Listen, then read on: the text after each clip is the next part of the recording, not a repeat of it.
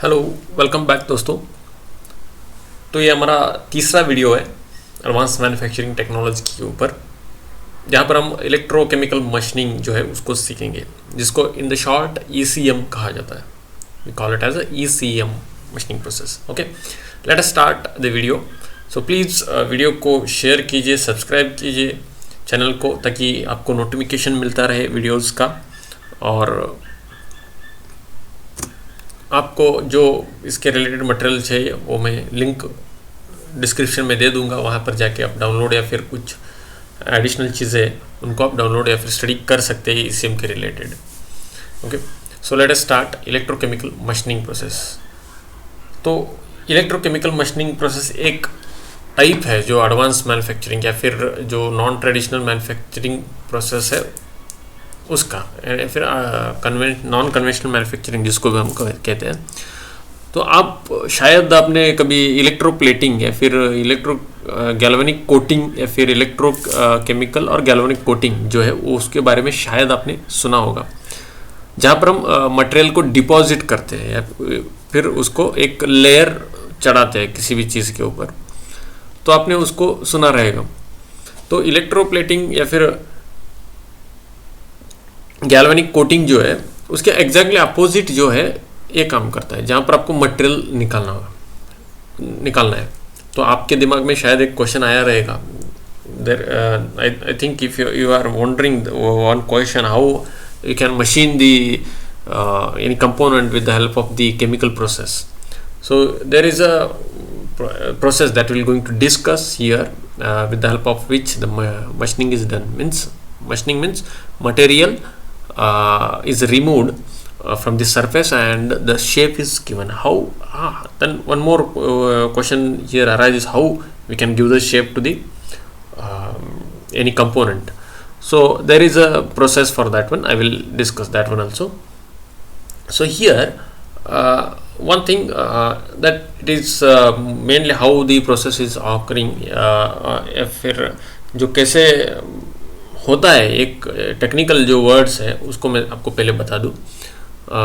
यहाँ पर main one thing that is main, it is there the material whatever you going to machine that should be a conductive, जिसके अंदर current flow होना चाहिए। Non conductive material नहीं हो सकता है यहाँ पर machining. Then electrically conductive material conductive by a shape tool due to the flow of high current at the relatively low potential difference. यानी कि यहाँ पर दो चीज़ें होती हैं जिनके अंदर करंट का फ्लो किया जाता है, जिसके अंदर करंट फ्लो किस वजह से होता है कि because of the potential differences की वजह से। और यहाँ पर एक इलेक्ट्रोलाइट होता है जिसके अंदर से करंट पास होता है। इतना आपको चीज़ को याद रखना है। तो इसको अच्छी तरह से हम डायग्राम के ऊपर समझेंगे। तो एक यहाँ पर एक कंटेनर रहता है जिसके अंदर आपका वर्क, यानी कि जिसको आपको शेप देना है उसको प्लेस किया जाता है, और दूसरा एक रहता है जो टूल जिसका आपको शेप बनाना है। यहाँ पर अभी ये शेप आपको बनाना है, दिस वन, तो उसको एक प्लेस किया जाता है। दोनों को प्लेस किया जाता है। किस में प्लेस किया जाता है? इलेक्ट्रोलाइट सॉल्यूशन, ये जो है ये सॉल्यूशन रहता है जिसके अंदर इसको प्लेस किया जाता है। और एक सर्किट जो रहता है करंट का वो दिया जाता है। तो यहाँ पर एक जो है वो आपने शायद ये कोटिंग में या फिर इलेक्ट्रोप्लेटिंग में आपने शायद इस तरीके का डायग्राम स्टडी किया होगा। तो सेम चीज़ है यहाँ पर, बट थोड़ा सा प्रोसेस अलग है यहाँ पर। तो एक वर्क पीस और another one is tool. Initial stage में ऐसे कनेक्शन रहेगा, इनिशियल स्टेज जो यहाँ पर मेंशन किया है, और जिसको एक सर्किट दिया जाता है। तो ये जो सॉल्यूशन है that is nothing but electrolyte solution, that is okay. Then after that when you start the process, here you can see the work का जो है मटेरियल जो है वो रिमूव हो चुका है। यहाँ पर वर्क का मटेरियल रिमूव हो चुका है। तो इलेक्ट्रोप्लेटिंग में क्या रहता है, एक चीज़ के ऊपर से मटेरियल निकल के दूसरी चीज़ के ऊपर जाके डिपॉजिट हो जाता है। बट यहाँ पर ये जो मटेरियल रिमूव हुआ है ये जाकर कहीं डिपॉजिट हो जाता है क्या, ऐसा क्वेश्चन बनता है। तो डिपॉजिट होता है क्या, नहीं होता है। तो वो मटेरियल जाता है कहाँ पर, that will be in the form of, here you can see that will be in the form of what, slug, that is in the form of slug that will be available। तो ये जो material है slug के form में remove हो जाता है और जो रिक्वायर्ड डिजायर्ड शेप है टूल का वो शेप बन जाता है। So this is the process. If the question is asked explain the principle of the electrochemical process, तो you can draw this diagram and you can explain this one. So the next principle जो काम कैसे करता है तो उसके बारे में।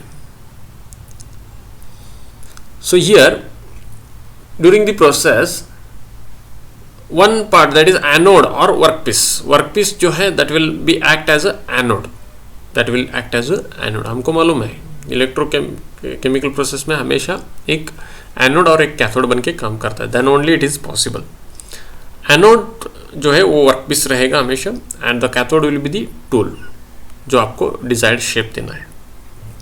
Okay, then these both anode and cathode, that is I mean tool and work, will be placed into the electrolyte, within the electrolyte. So what type of the electrolyte we are utilizing?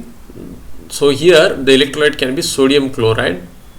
Okay, electrolyte can be the sodium chloride. Then chemical, next it is whatever it is there, it is a chemical process that is undergoes the ionic dissociation। जिस process को जो है electrolyte and water undergoes the ionic dissociation जो है उसके अंदर चला जाता है।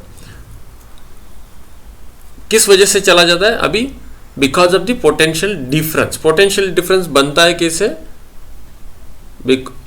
जैसे कि एक करंट फ्लो होता है, क्यों फ्लो होता है positive to negative, because of the potential difference होने की वजह से। तो सेम केस यहाँ पर भी करंट फ्लो होता है। तो ये जो प्रोसेस है उसको हम जान लेते हैं। तो क्या होता क्या है यहाँ पर एक्चुअली, तो वर्कपीस जो है वो एनोड रहेगा और टूल जो है वो कैथोड रहेगा। And here positive ions moves towards the tool,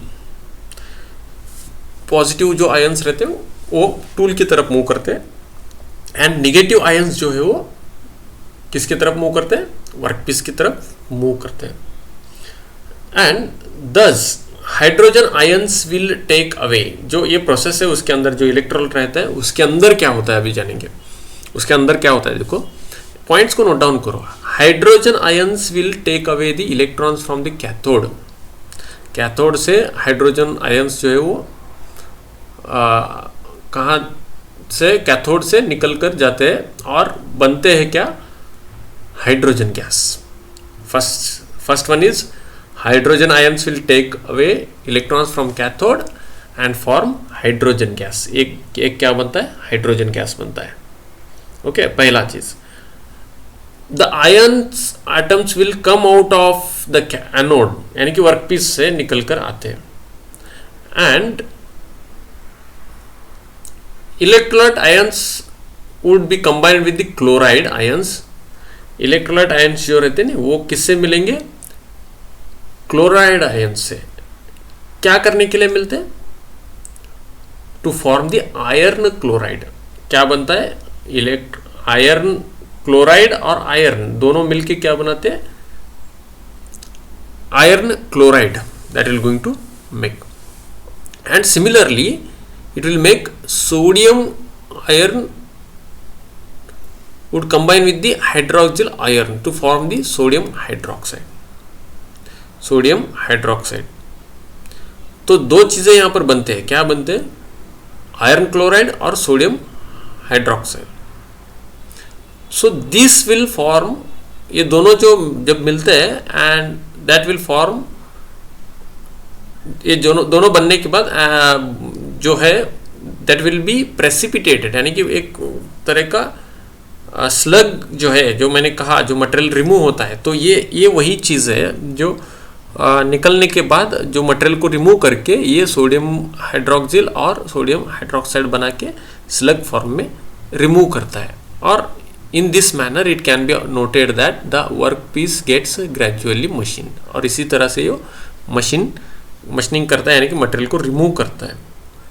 क्या क्या फॉर्म में रिमूव करता है? सोडियम हाइड्रोक्सिल सोडियम हाइड्रोक्सिल और आयरन का क्लोराइड जो बना के ओके, और मटेरियल को रिमूव करके फाइनली जो शेप है वो दे देता है। और स्लग जो है उसको रिमूव किया जाता है, स्लग कहो या फिर स्लॉग कहो, जो आपको सही लगे वो कहो। और इसके अंदर जो इक्विपमेंट्स है, आई होप आपको ये केमिकल प्रोसेस जो वो समझ में आएगा वर्किंग प्रिंसिपल में आप जब एक्सप्लेन कराते हो। और इलेक्ट्रोलाइट कौन सा इस्तेमाल किया जाता है? Sodium chloride. देन ये जो है इक्विपमेंट्स है, जो पावर सप्लाई, देन जो टूल सिस्टम है, ये सभी जो यहाँ पर दिखाया हुआ है। यहाँ पर देखिए स्लॉग जो है उसको कलेक्ट किया जाता है पंप करके, और इलेक्ट्रोलाइट जो है उसको सप्लाई किया जाता है। So this is a setup, complete setup, जिसको आप देख सकते हैं। So for what purpose we are utilizing this process? Why we are utilizing this process is the question. यहाँ पर in this process the machined surface is of excellent surface finish. यहाँ पर देखिए मेंशन किया है, जो surface finish होता है ना, ये excellent, बहुत अच्छी तरीके से surface finish मिलता है, जो हमको conventional method से नहीं मिल सकता। वो machining process यहाँ पर हमको इस चीज़ से मिलता है। And stress free यानी कि जिसके अंदर स्ट्रेस जनरेट होता है, वो अगर कंपोनेंट वैसे ही आप अगर उसको आपको इधर उसको मशीनिंग के बाद स्ट्रेस रिमूव करने के लिए अदर ऑपरेशंस करने पड़ते हैं, या फिर if you are not removing the stress from the that whatever it is generated, internal stress जो जनरेट हुआ है उसको अगर आप रिमूव नहीं करते हो तो फेल्यूर होने के चांसेस ज़्यादा रहते हैं। So here one thing that is, it is component, it is manufactured, it is stress free, and the surface finish is excellent. So that for that reason we are utilizing this one electrochemical machining process. So the advantage is what? It is stress free, and हाँ जो application है उसी के साथ ही वो advantage and disadvantage बन जाता है। तो advantage क्या है? The component will be stress free and the excellent surface finish will be there. And what is the disadvantage? The disadvantage will be here non-electric non-metal जो रहते हैं उनको हम यहाँ पर machines नहीं कर सकते। We cannot machine the non-electric non-conductive materials. Okay. So this is about the electrochemical machining process. Thank you for watching the video, and please do share the video to your friends and subscribe the channel to get the notification.